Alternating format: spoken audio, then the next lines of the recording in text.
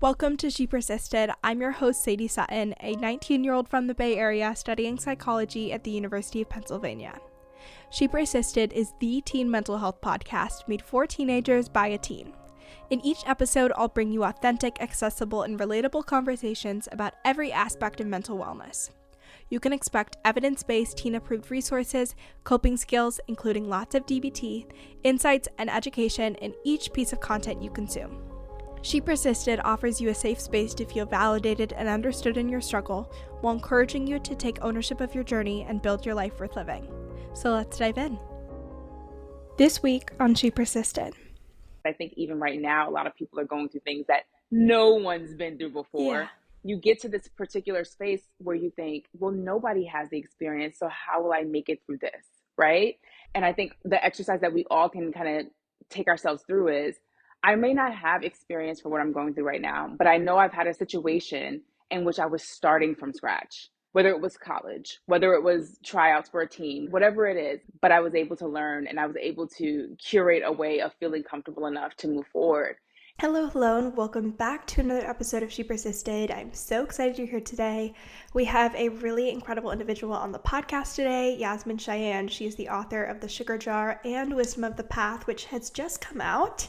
She is also a motivational speaker and a self-healing workshop leader, and this was just such an incredible conversation. We touched on so many different things. We talked about navigating grief, how you can lean into your own wisdom inside yourself. We talk about just the general healing journey. And this was a really inspiring and incredible conversation that I know you'll have a lot of great takeaways from. So with that, let's dive in.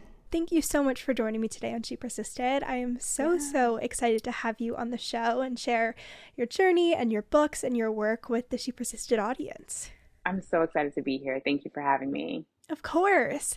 Well, to get things started, people have heard your official bio, but I would love to get your journey and your background in your words. Obviously, today you're an advocate. You have multiple books out. You host a podcast as well. You've done all this incredible work.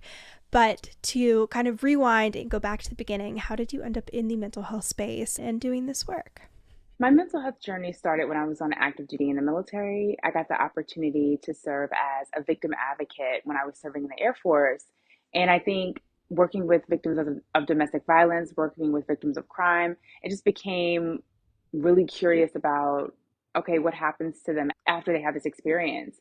And I think it opened up my own healing journey too, realizing I have a capacity to hold space for really hard experiences. And I wonder, how I can begin to hold space for myself while I'm holding space for these other people. So that was kind of the initial starting point 15 plus years ago when I decided I really wanted to learn more about how what we go through affects our mental health. I think holding space for other people is something that people either are like, I know how to do this, I'm good at this, or they're like, that makes me uncomfortable, so I'm going to avoid it. And when you're like, how can I be better at this? There's sometimes like, okay, well, validate, use eye contact, like these very basic things. But for people who want to show up more effectively and as a better friend or family member in their relationships and kind of improve that ability to hold space for people, because it is really one of the most incredible traits to have and one of the greatest gifts you can give someone else. Do you have any advice or tips that were helpful, especially in those early days before you did all the internal work and got really good about speaking about your own experiences? I will be honest and say that I think it's something that I've always been able to do, but I don't think that I was doing a good job of it in the past, because I think I was more concerned about what they would think about what I was doing versus actually holding space for them and being present to what they needed.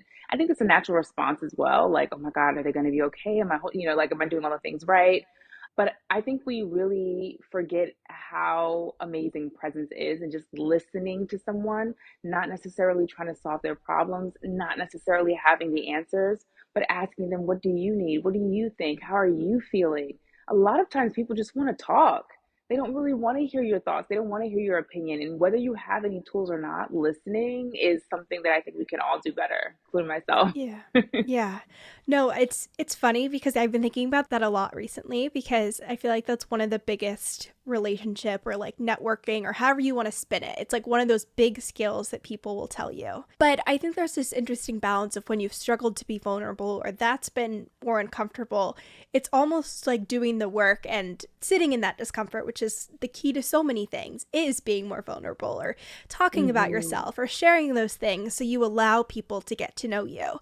And then on the flip side, it's like when you are in relationships and supporting other people, that skill of just listening and not sharing those personal anecdotes or not being like, I've been through this too, here's exactly how I solve this, is also so powerful. So it's like these very opposite sides of the spectrum, but both are really, really important to navigate and refine and become effective at.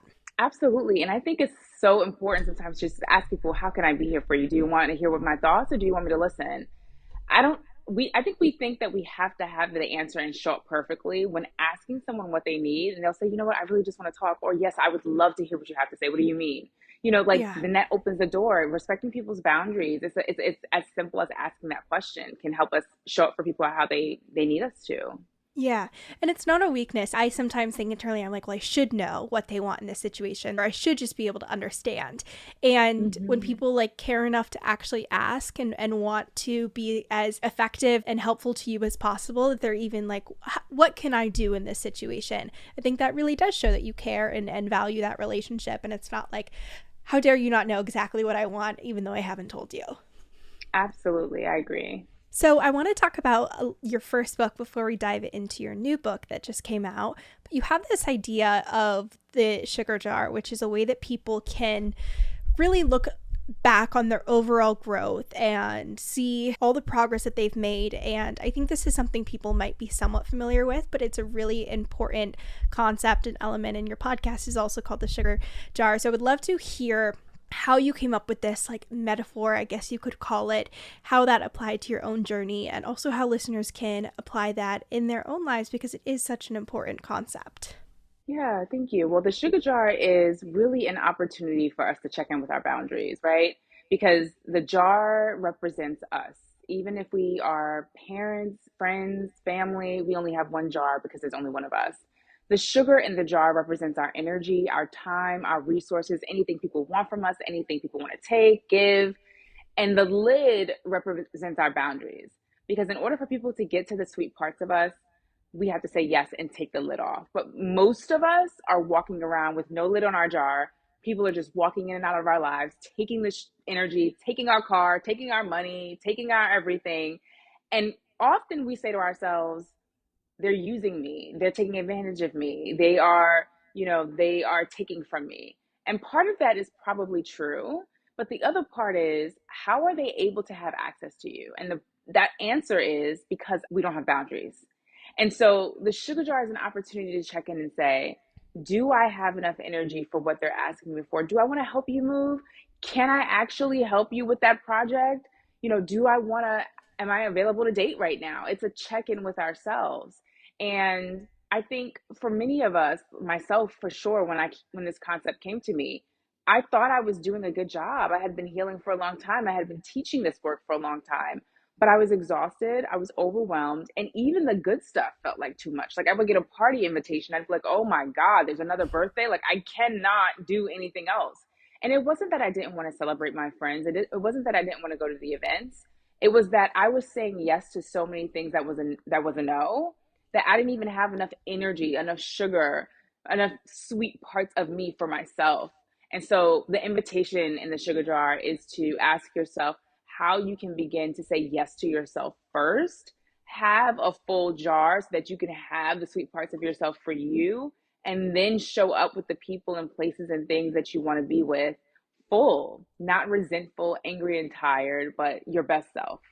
Yeah, I think about this a lot, especially when it's like during the school year or it's around finals or things are just really busy and overwhelming and it feels like I have less like bandwidth is always what I'm referring Mhm. to it as. And I think about if I'm saying yes to things or making commitments, I'm like, am I bringing a net positive or a net negative to this situation?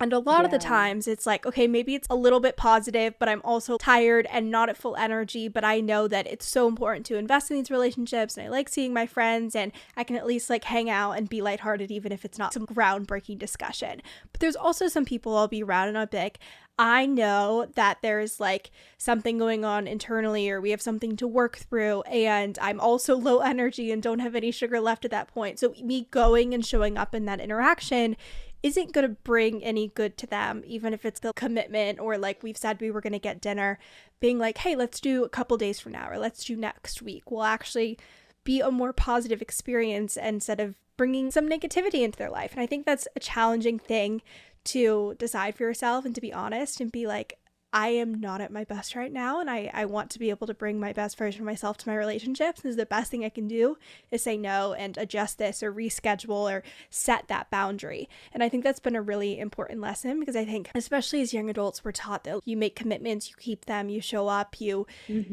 schedule these things. And I think giving yourself and other people grace and like you can take a rain check and you can reschedule. And especially if they're good friends and they care about you, they're not going to be completely upset. The friendship's not going to be derailed over being like, can we do this tomorrow instead?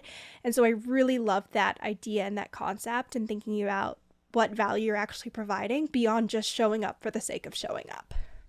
Absolutely. And I also think that the concept of the sugar jar is not just, yes, we can reschedule when we need to, but hopefully we get to a place where we're not saying yes to things and needing to reschedule. We're just Yeah. saying yes when we have space. And in the beginning, we're saying, actually, I already know I'm going to be busy because I have finals. So let's do next week. Like in the beginning, we're checking in with ourselves before that comes. Things come up, and of course, and we have to reschedule, but that's the intention. Yeah, absolutely. And I think Hmm. one of the most challenging aspects of mental health is like knowing what you should do, but not knowing Yeah. how to do it. And Yeah. one of the biggest game changers or things that made that more accessible was having past experiences as evidence that I was able to do that thing. And so even if it's like saying no to something where there's not really any stakes, it's like you get an email and it's like optional event or here's an after school extra study session. You're not individually being invited, but you're like, I am so busy and stressed, I'm not going to commit to that. And then the next time Hmm. when someone's like, hey, I'm going to this thing, do you also want to go? Being like, okay, well, didn't make the commitment when I was initially asked that first time. So I know I can say no and it'll be okay. And having that as past evidence. And I think having that physical metaphor of like, I put the top on the jar before, I can do it again. It's happened. Everything was okay. Life continued to go on. I think it's really helpful for that to be top of mind and for people to remember and have more trust in themselves as well. Yeah, agreed, agreed. I would love to shift gears a little bit and talk about grief because this is something that you cover in your books and in your own experience. And I think it's something that people either have no idea how to navigate if they've never experienced a loss before, or they are suddenly presented with a loss and they are also like, I have never been Hmm. through this before, so I don't have the skills. And I think the approach I try to take with everything mental health wise is why wouldn't you equip yourself with the skills before you actually need them? Like, why not learn how to breathe through anxiety? Why not learn how to advocate for yourself or set a boundary or validate someone else or whatever these skills are, so that when you're in that situation, like, I absolutely need to know how to navigate this, you can, and you've at least practiced the skills, even if it's in a less intense situation. So can you speak a little bit to your experience there? And then we'll dive into what was helpful and what you recommend and all those things. Yeah, I say I talk about experience I had with grief in my new book, Wisdom of the Path, and it was the loss of my grandmother, and it was in my 20s. And I would say that grief was the first experience I had where no matter what tools I had, none of them actually mattered. Yeah. I mean, being honest, I'm not trying to be like, oh no, there's no tools. There are so many tools I'm going to share in a minute, but I do think it's important that I share that because there's a misconception sometimes. I know for me it was like, okay, I've been doing therapy a long time, I have the tools, I teach this, if grief happens, everything will be fine, I'll be able to move through it. And it threw my life apart, like everything just was Yeah. fell apart. I almost feel like you go through an experience of having to figure out who you are after losing someone or losing something that is really, really important to you. That even though you know everyone's going to die one day and everything's going to change, it still just shocks you to your core. And so, the biggest piece that I learned in grief is acceptance. It was really hard for me to, sometimes it's hard to accept things that you feel like there's no answer to it. There's no reason. Like she just passed away. She was older. And I was like, well, but why? And, Yeah. trying to find a sense of understanding that could help me feel, I guess, more comfortable with the circumstances when really the acceptance was this sucks. This is the hardest thing that I've ever gone through. And I really just need to be there for myself as I'm moving through it. And it took me a while. I wanted to power through. I wanted to try to like distract myself with work, and really just being present to how hard it was really what I needed to do. The second piece is the tools that helped me be able to be present. The biggest tool was community. I can't stress how much I needed to be around friends, around family, people who were going to be low stress and no drama, like people I knew I was going to have a good time with, people who I knew I could just like, we could buy pizza, we could wear pajamas for 2 days, like people that were going to be easeful and easy. I would say that's the biggest tool that I had. And the second one was therapy, knowing that my friends could not always hold space for the big feelings that I was having. So having a mental health provider be able to help me navigate those feelings, I don't think that I would have been able to make it through grief on our own. And I don't think that we should be trying to make it through grief on our own. Yeah. Yeah, it's really such an interesting concept and something that has really debilitating impacts. There was Mm-hmm. this whole I think I read it in Yohanari's Lost Connections book, and he talks about the environmental causes of depression and anxiety and like these different things that lead to us feeling this way. And he was talking about the DSM and how Mm. a diagnosis of depression is in a lot of ways synonymous with grief. And yet that is sometimes like, okay, if someone has had a recent loss, then they may not be depressed, they may just be grieving. And yet it's like the same emotional and physical and mental experience as this really overwhelming and complicated and intense experience that is depression. And it's also the question of like, okay, how long are you grieving for before you're like, I need additional support and help? And like you were saying, I need professional support, and what I'm trying and the tools that I thought would work in this situation aren't working. So what can I do differently? And Mm-hmm. I did another interview recently where we're talking about how breakups when you're in your 20s is the biggest precursor for depression, because for a lot of people that's their first loss or grieving Mm-hmm. experience that they have, if they haven't lost a loved one or a family member, that experience of someone being gone from your life and not being able to move forward in that. And so it is a really debilitating experience, and like you're saying, you might think maybe these skills might work, or I know how to distract myself, or I know that in the past I've pushed through this experience, but grief can really turn all that on its head and really change that lens in how you view your mental health and identity in a really big way, like you mentioned. Absolutely. And I think it's such a good point that you mentioned in terms of breakups. You know, we often think about grief as just death, as grief is loss in terms of breakups. Grief is failing a class. Sometimes we have grief from something people may think, oh, that's so simple. No, for a lot of people, that's a huge thing. And it's a huge impact on your life, depending on what the circumstances are. Grief can be even in the positive. Grief, like when you have a child, like it's a beautiful thing, but the loss of who you were before you had a child, or before you had a husband, or before you moved. And so I think when we're thinking about those losses that we experience, especially like when we're in our 20s, my first grief was probably a breakup. The key thing that was hard for me in that situation, I think I see it in all of the different types of clients and workshops I've been in where people are experiencing grief, the acceptance piece is so hard. Like accepting that it's over, or accepting why it ended, or accepting that I have to move on, or accepting that this is what life is going to be like now, or getting used to what it's like. That, because who wants to imagine life without someone who made them happy at one point, even if that is no more? And giving ourselves grace and learning to be gentle with ourselves is really the work when it comes to grief. Sometimes even beat ourselves up and we're like, why is it taking me this long? And grief takes as long as it takes. Hopefully, building that community around you that can be supportive and really understand what you're going through is going to be key, I think, to getting on the other side of it. You mentioned acceptance, which is key in so many things Mm. in the mental health context. And I really love the message of your newer book because it's so aligned with DBT and dialectical behavioral therapy, which is what I went through. And one of the biggest core concepts is your wise mind and leaning into that wisdom and balancing like the emotional and the rational, which is acceptance in a lot of ways, because we experience all these emotions when things change, and then like you mentioned, it was really challenging not to have an explanation or a reason why something happened, but yet still needing to have that emotional path forward where you're accepting and moving on without being like, and this is why this happened, and so it makes sense, and then we Mm-hmm. keep going one foot after another. Can you speak to how wisdom kind of ties into that acceptance piece, and also anything that was helpful in your experience? Because it's, again, you know what to do, but you don't know how to do it. It's like, yes, I need to accept Yeah. this, but the actual acceptance piece can be so, so challenging. Absolutely. I think the key to the wisdom that I'm talking about in this book is compassionate honesty.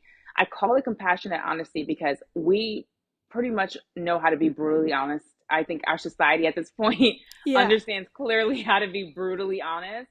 And I think a lot of us even talk to ourselves in that way, like, oh my God, I can't believe you did that. Like the other day, I was running late for something, and I was like, how could, I was like tearing myself apart inside. But compassionate honesty is the complete opposite of that. It's yes, you're running late and you're human and it's going to be okay. And, you can apologize, and it's giving yourself the grace and understanding that things are going to go wrong sometimes. And I think that's the wisdom that most of us are cultivating. It's as we grow that we realize, wow, life really does throw some things our way that I'm not going to be able to be prepared for. In my 20s, and in our 20s and in our teens, and sometimes even in our 30s, we think, I can prepare for this and I can kind of build a life that allows me to not really have a lot of mishaps or things go awry. And that false sense of control is hard to surrender to. It's hard to say, actually, I can do the best that I can, but there's going to be moments in my life where I'm not going to be able to control anything. So that compassionate honesty comes in and says, okay, I did the best I could to create this life for myself that is going this direction. Maybe I'm going to be a lawyer, or maybe I'm raising a family, or maybe I'm building a business. And on the way, maybe I get a diagnosis, or I break up with a boyfriend, or I lose my job, or something great happens. I get pregnant with twins, but that wasn't what I was planning. So now, there's all of these things that happen. And when we ask ourselves with curiosity, with gentle curiosity, what do I need? How can I be present to what's happening in this moment? And in my book, I'm sharing what have I already went through that reminds me that I can get through this tough moment. I have the tools, I have the lessons, I have the muscle memory, for lack of a better term, that can remind me that as much as I feel completely dysregulated in this moment, I actually know how to get through this. It may not be the same experience, but my body knows how to be in discomfort and arrive on the other side stronger, better, clearer, braver, right? Maybe with a loss of something or with a gain of something that's new, with a change, but I can do this. And I think that's the wisdom that we're cultivating as we move through life.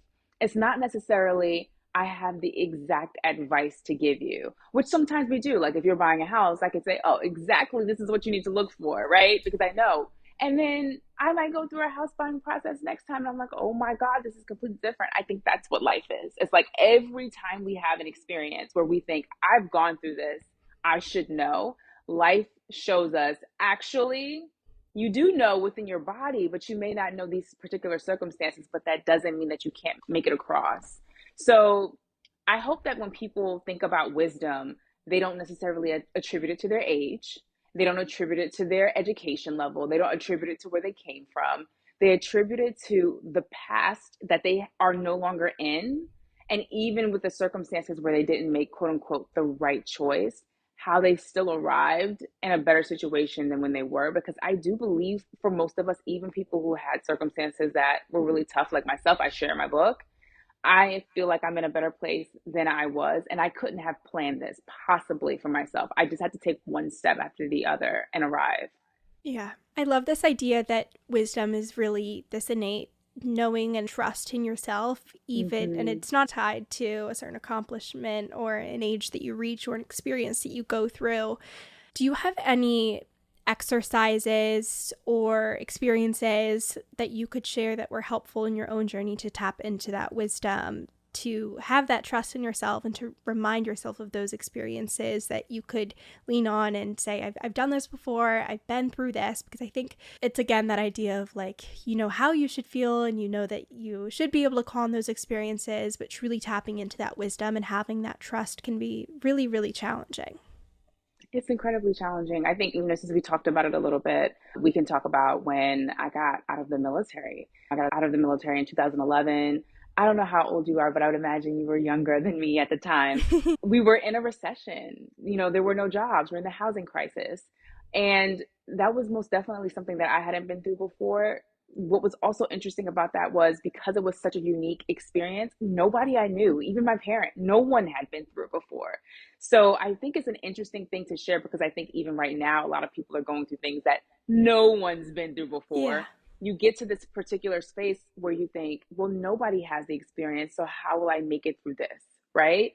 And I had to remind myself that, and I think the exercise that we all can kind of take ourselves through is I may not have experience for what I'm going through right now, but I know I've had a situation in which I was starting from scratch, whether it was college, whether it was tryouts for a team, whatever it is. I've had a moment where I arrived someplace and I had no reference point for what I was going to be doing, but I was able to learn and I was able to curate a way of feeling comfortable enough to move forward. And I like to check in with myself and ask myself in those moments, like, okay, I know that I'm starting again. I know I don't know what I need to do. Who do I need? What do I need? And how can I give it to myself? Who do I need? Is there someone that I've connected with, a friend, a coach, whoever that I can talk to that can help me point me in the right direction? I think this is important so that we remember I don't have to do it alone. What do I need for the next step? Not for 5 years down the line. I think 5 year plans are great, but I think a lot of us get so caught up in them that we kind of limit ourselves from being able to have things derail. So, what do I need right now to get to the next step? And how can I allow myself, while I'm asking myself these questions and while I'm at this place of change and starting fresh, to be a beginner again and not have to know all of the answers, I think is incredibly important.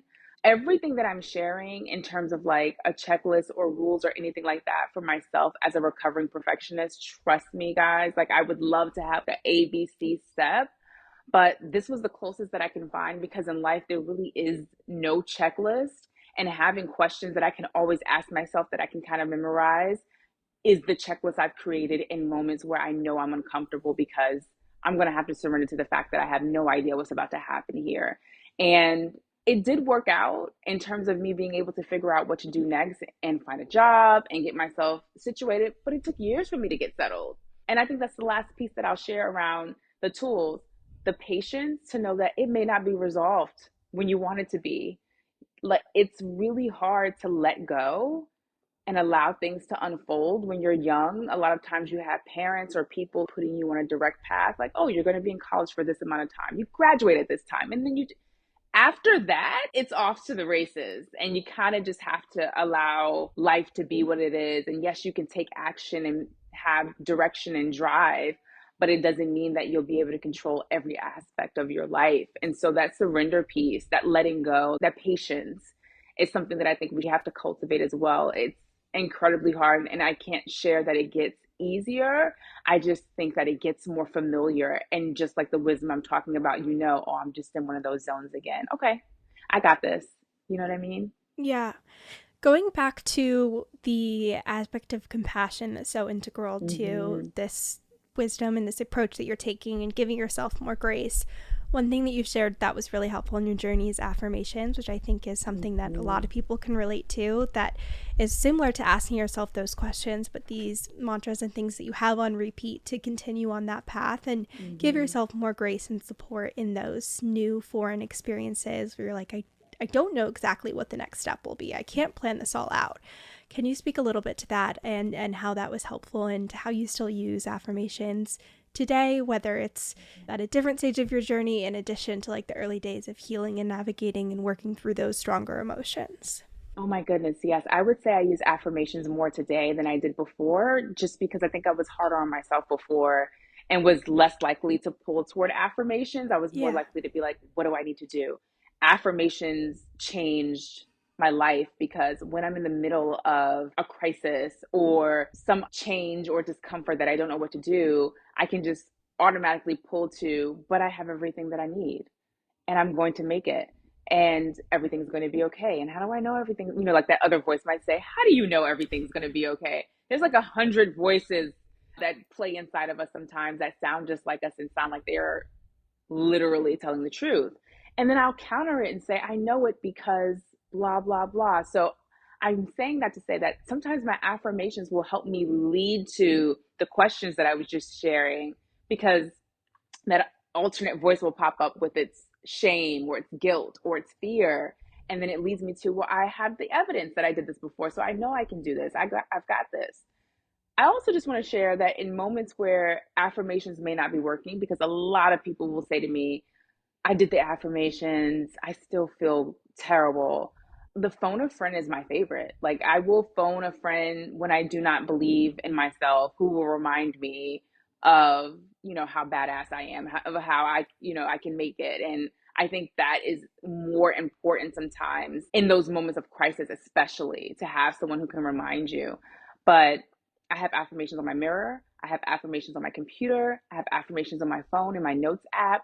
I keep them everywhere so that even if I'm in a moment where I can't remember, that I can go to them easily. And I share affirmations all the time on Instagram too. And I think if you are someone who's looking to create more positivity in your life, following myself, following people like me or accounts like me, that when you wake up in the morning, if you do find yourself on social media first thing or around the first time that you're starting your day, at least you're getting something positive in you that you can use and carry with you. And I even save them as my screensaver on my phone as well.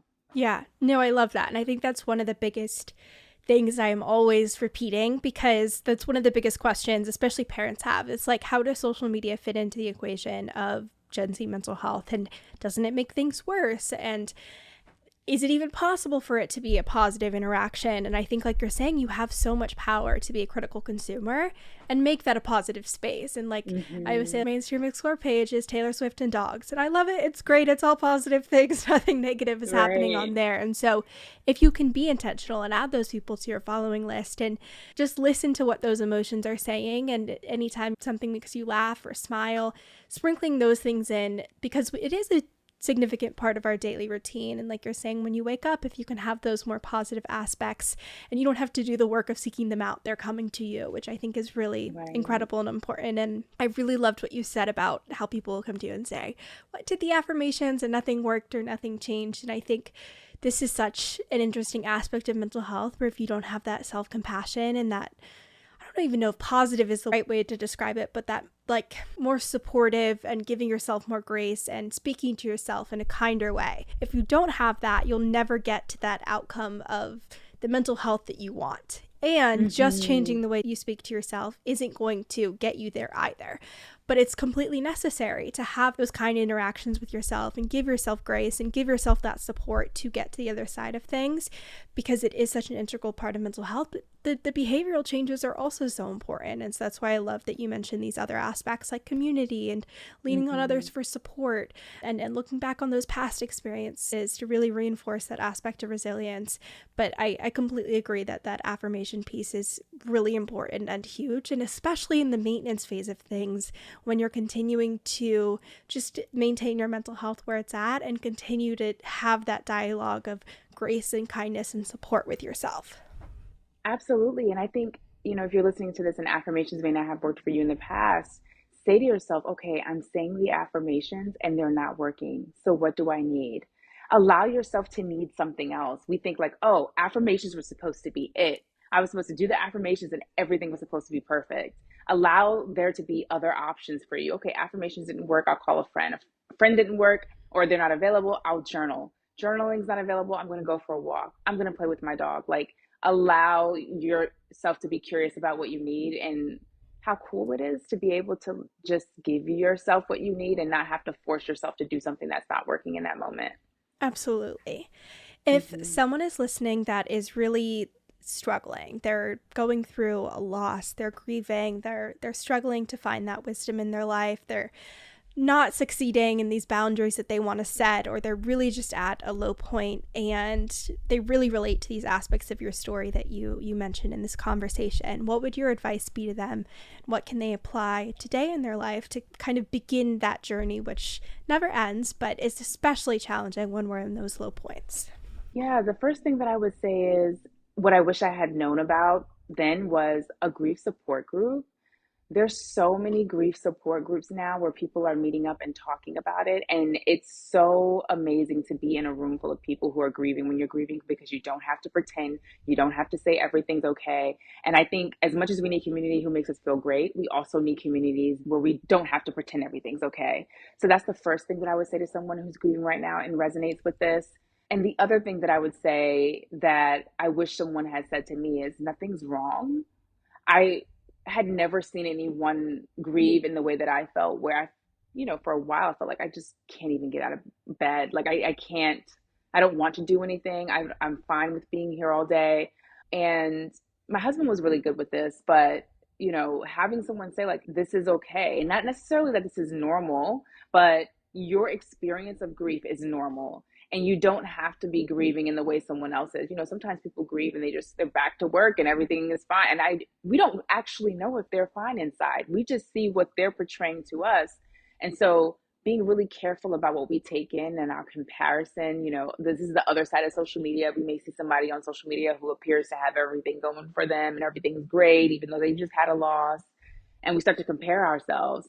Really allow yourself to just be where you are and take it day by day, because I feel like grief makes you more present than anything else. You don't have any other option than to take it day by day. So allow yourself to be in that slow space. And the last thing I'll say, I know it's the last thing before, I love but it. No, it's amazing. You will get out of this.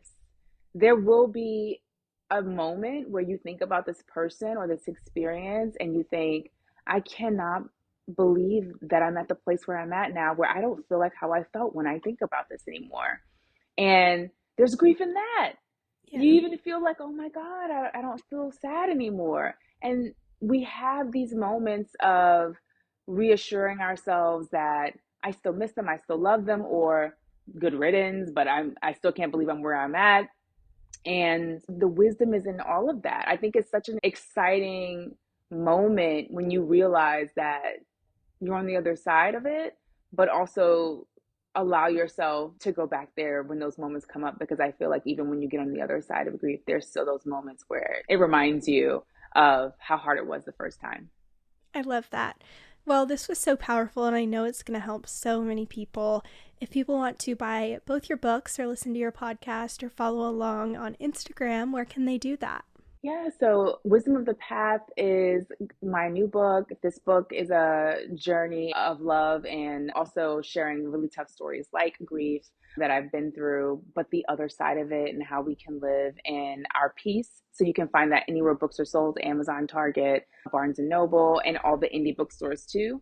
The Sugar Jar is a book that is great for boundaries. So if you're looking to refresh or start your healing journey, that's the perfect book to start with. And it's also available anywhere books are sold.